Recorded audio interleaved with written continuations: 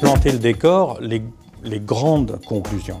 La première, c'est que ces trois autorités, je ne sais pas si vous avez eu l'occasion de lire leurs textes fondateurs, les textes mêmes sont pratiquement identiques, c'est du copier-coller.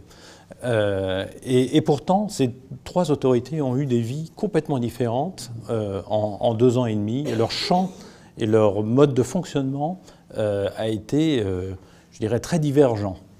Donc ça, c'est le premier enseignement qu'on peut tirer.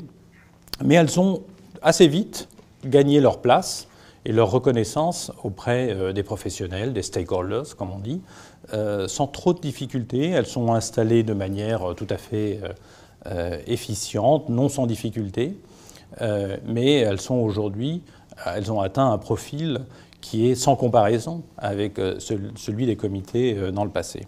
La première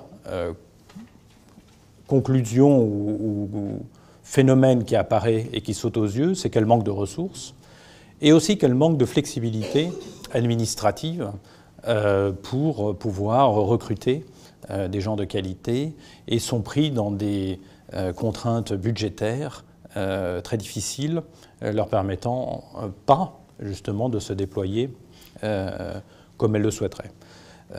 Alors la conclusion la plus importante, la plus fondamentale, c'est le 4e point.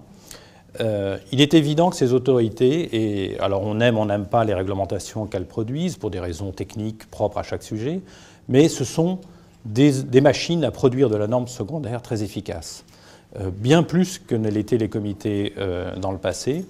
Et globalement, alors il y a des améliorations évidemment qui sont possibles, mais globalement, elles produisent de la règle harmonisée européenne secondaire grâce à la hiérarchie des normes que permet le traité, de manière très efficace. En revanche, tous les outils qui visent à faire en sorte que les autorités nationales, une fois que ces textes sont adoptés, soient transposés de manière uniforme et ne créent pas de désavantages concurrentiels, tous ces outils ont été extrêmement peu utilisés. Et je pense que donc tout le bénéfice de l'harmonisation des textes risque d'être perdu si on n'a pas ce pouvoir fort d'harmonisation dans l'application au quotidien. Et c'est clairement ça le point faible que l'on découvre. Alors, je disais que les textes fondateurs étaient les mêmes, qu'elles avaient divergé dans leur vie pendant 2-3 ans, et pourtant, nous faisons un grand nombre de recommandations qui s'appliquent aux 3 autorités. C'était d'ailleurs une des questions. A-t-on atteint le point où chaque autorité peut maintenant vivre sa vie différemment, ou faut-il avoir des recommandations communes aux 3? Et en fait, pour des raisons différentes, on arrive à la conclusion que toutes les 3 ont besoin d'être renforcées et de la même manière. Alors je dis pour des raisons différentes. EBA, par exemple, qui est l'autorité bancaire basée à Londres, a déjà vu son mode de fonctionnement changer avec la création du système unique de supervision bancaire placé auprès de la BCE. Son mode de décision a été changé aussi, où il y a maintenant des exigences de double majorité entre les régulateurs membres du système unique et les régulateurs non membres du système unique, ce qui rend encore plus complexe son mode décisionnel, et a vu partir un peu le rêve que pouvait avoir une autorité d'être le superviseur de toutes les banques à Francfort. Et donc a un problème à la fois existentiel, mais en même temps, c'est le seul endroit où une cohérence de supervision est possible pour l'ensemble du marché unique. Et tant que Londres sera dans l'Union et sera la principale place financière, le seul organe capable d'assurer cette cohérence, c'est EBA. Et donc c'est pour ça qu'on arrive à la conclusion que EBA doit être renforcée.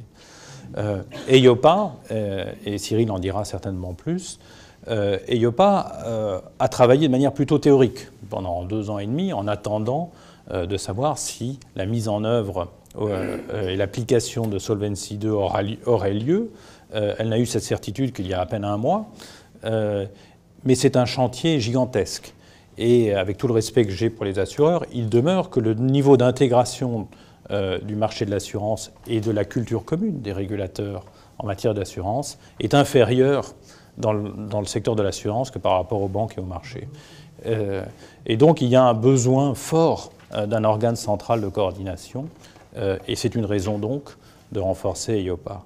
Enfin, ESMA a des compétences directes auprès des agences, et le régulateur direct des agences de notation, des trade repositories, et est comme les régulateurs de marché le sont dans une obligation de répondre très vite à des écarts d'interprétation, parce que les marchés vont très vite, et donc a besoin d'une structure centrale forte capable de répondre. Et donc c'est la raison pour laquelle nous recommandons également de renforcer ESMA.